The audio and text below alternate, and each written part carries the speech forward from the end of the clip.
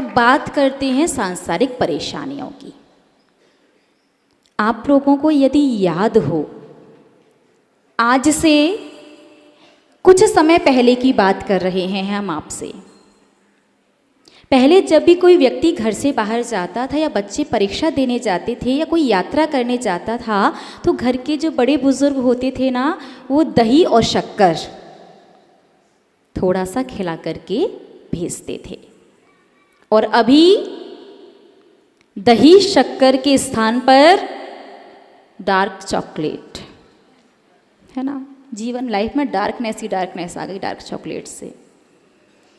तो हम आपसे पूछना चाहते हैं, क्या आप सभी लोग जानते हैं कि वो दही और शक्कर क्यों खिलाई जाती थी?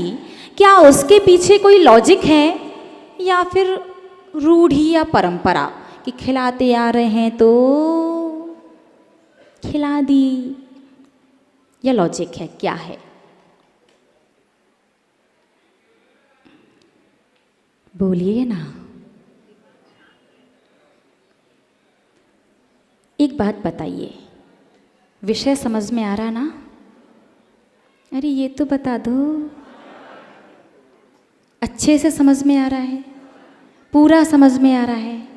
आज तो मिस नहीं हो सकता। वैसे 2 माह का समय लग गया यहाँ तक पहुँचते पहुँचते। चलिएगा, आज समझते हैं कर्म सिद्धांत को कुछ इस प्रकार से। कर्म 8 होते हैं, सभी जानते हैं।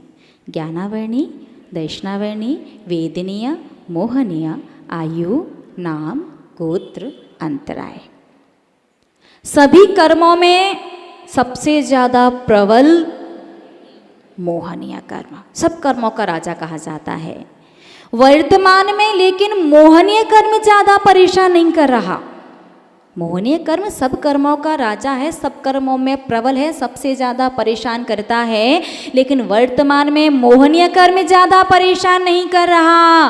वर्तमान में तो अंतराय कर्म और असाता वेदनीय कर्म। सबसे ज़्यादा कौन से कर्म परेशान कर रहे हैं? अंतराय और असाता वेदनीय कर्म। अंतराय कर्म प्रत्येक कार्य में बाधा उत्पन्न कर देता है। काम होते होते होते होते रुक जाना। आज उम्मीद थी पूरा हो ही जाएगा, लेकिन नहीं हो पाया। इतनी ज़्यादा बाधाएं आना।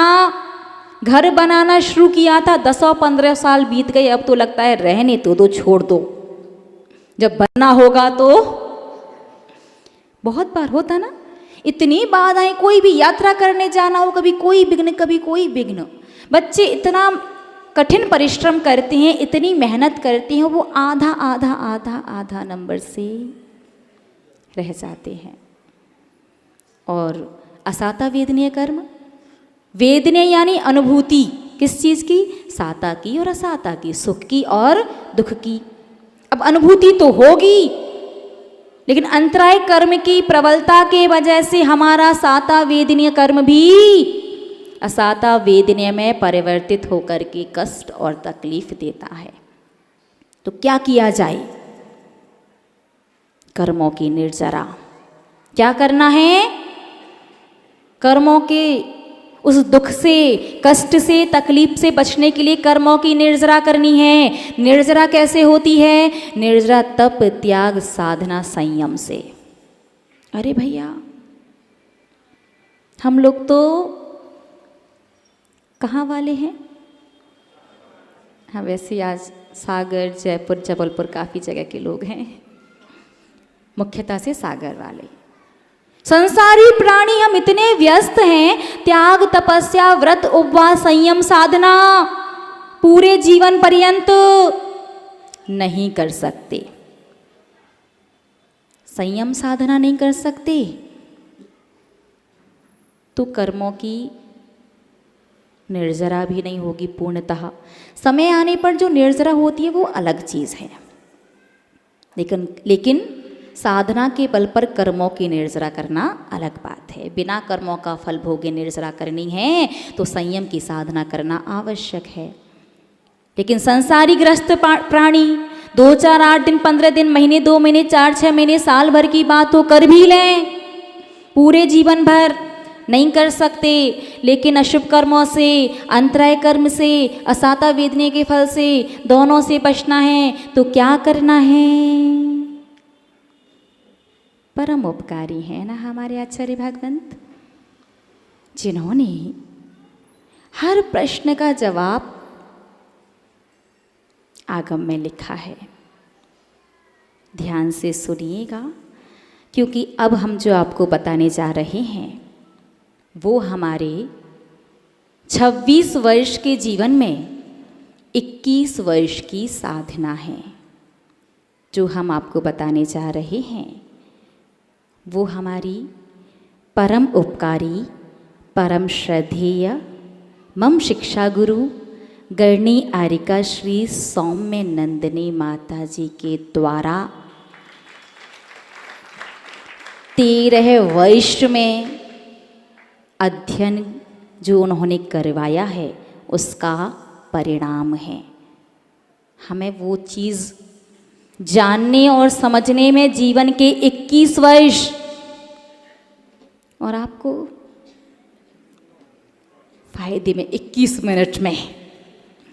वैसे सच कहा है किसी ने कि स्वयं अध्ययन करो तो जो ज्ञान 12 वर्ष में प्राप्त कर सकते हैं वही ज्ञान गुरु मुख से सुन करके 6 माह में प्राप्त हो जाता है।